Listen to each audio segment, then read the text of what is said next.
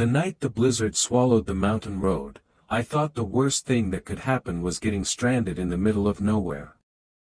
I was wrong. Because hours later, sitting beside a dying fire in an abandoned ranger station, my girlfriend's mother looked me in the eyes and whispered, "Promise me you'll never tell Hannah what happened tonight." At that moment, I realized that some storms don't just bury roads. They bury secrets. My name is Ethan. At the time, I was 27 years old and deeply in love with a woman named Hannah Carter. Hannah was the kind of person who made the world feel lighter simply by being in it. She worked as a pediatric nurse in a small Colorado hospital and carried an endless supply of kindness wherever she went. Children adored her. Strangers trusted her. And somehow, she had chosen me. But winning Hannah's heart had been easier than earning the approval of her mother. Margaret Carter. A woman who seemed carved from stone. Strong. Disciplined. Unshakable.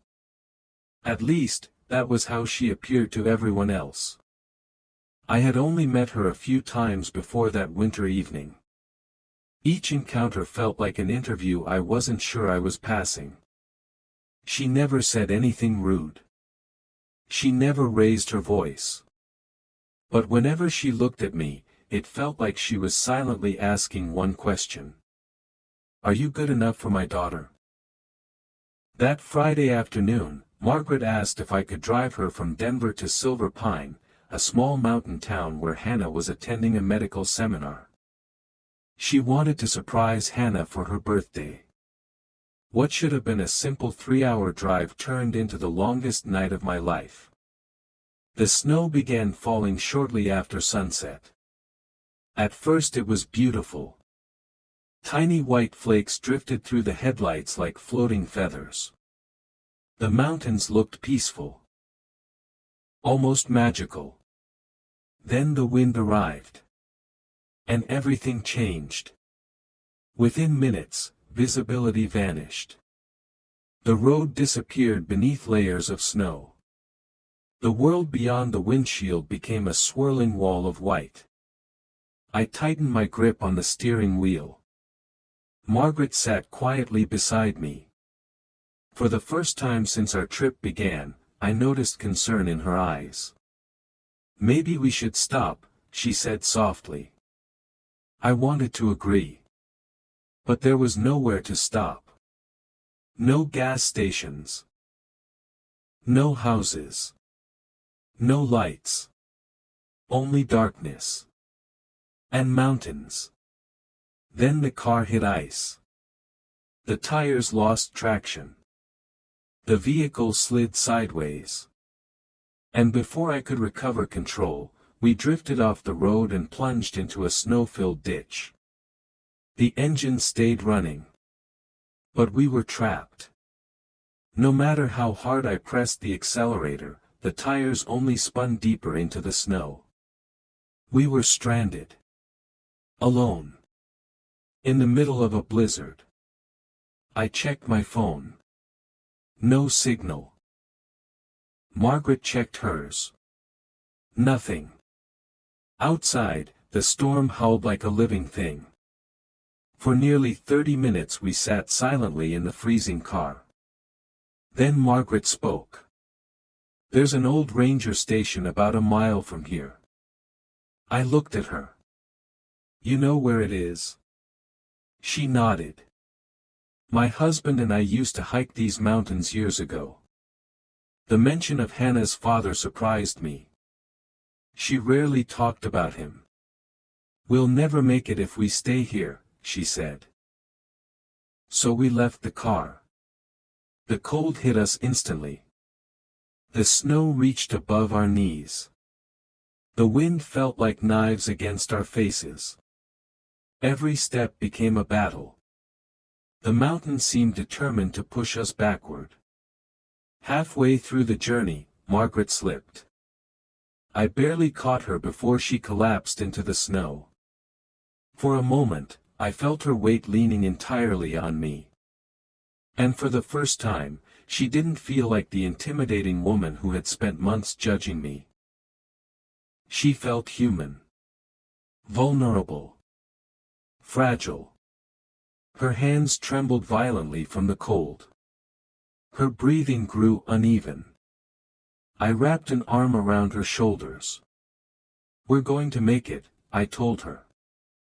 Neither of us knew if that was true. But we kept walking. Eventually, through the storm, a small wooden building emerged from the darkness. The ranger station. We practically stumbled inside. The shelter was old and dusty, but it was dry. There was a small iron stove, a lantern, and a stack of firewood. Within minutes, flames crackled inside the stove.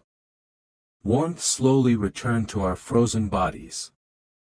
Outside, the storm continued raging. Inside, something unexpected happened. Margaret began talking. At first, she talked about Hannah. Stories from her childhood. How she used to rescue injured animals. How she cried for an entire day after finding a wounded robin. How she covered the refrigerator with colorful drawings and handmade cards. As Margaret spoke, her face softened. The stern expression I had always known disappeared. In its place was something else. Love. Pure and unconditional. Then she started talking about herself. About becoming a widow at 32. About losing her husband unexpectedly. About standing alone in a tiny apartment with a 5-year-old daughter and no idea how she would survive. She told me about working double shifts.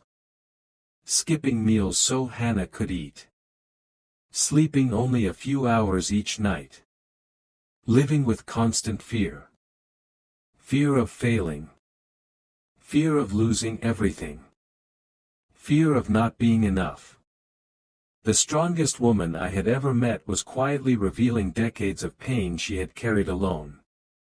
And then something happened I never expected. Her voice cracked. Only slightly. But enough. The woman who appeared indestructible suddenly looked exhausted. Not physically. Emotionally. As if she had been carrying a mountain on her shoulders for years. She stared into the fire and whispered. Parents spend their lives pretending they're stronger than they really are. I remained silent. She continued. We hide our fears. Our loneliness. Our failures. The firelight flickered across her face. Because our children deserve to believe someone can protect them from everything. Then she looked directly at me.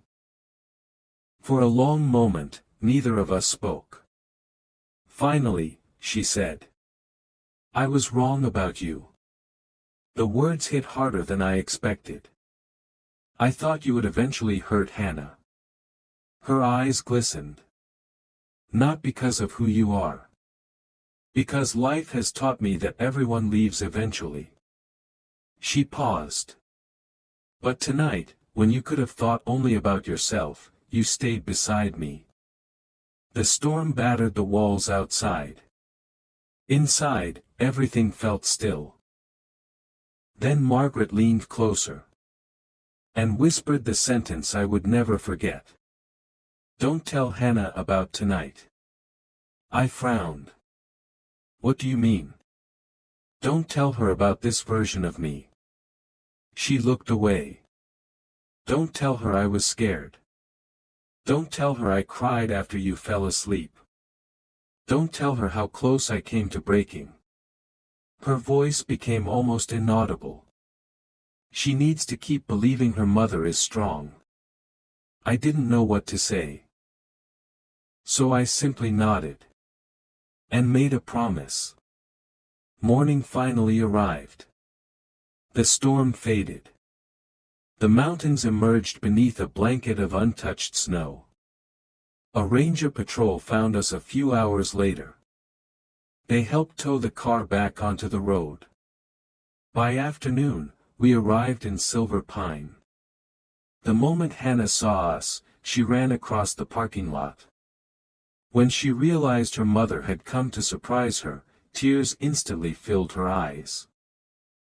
They embraced so tightly that neither wanted to let go. Watching them together, I understood something important. Strength isn't the absence of fear. It's carrying fear and continuing forward anyway. As Hannah hugged her mother, Margaret glanced at me over her shoulder. She smiled. A small smile. A secret smile. The smile of someone who knew a promise had been kept. Years have passed since that storm. Hannah and I eventually got married. Margaret became family. To this day, she still acts strong. Still acts fearless. Still refuses to let anyone see her vulnerable side. But every now and then, when Hannah leaves the room, Margaret looks at me and smiles. And instantly, we're back in that ranger station. Back beside that fire. Back inside the storm. The night a blizzard trapped us in the mountains. The night I discovered that the strongest people are often the ones carrying the heaviest burdens. And the night a mother trusted me with a secret she never wanted her daughter to know. Because sometimes the greatest acts of love are invisible. Sometimes the strongest people never receive recognition. And sometimes the most powerful storms aren't the ones raging outside. They're the ones people survive silently, every single day.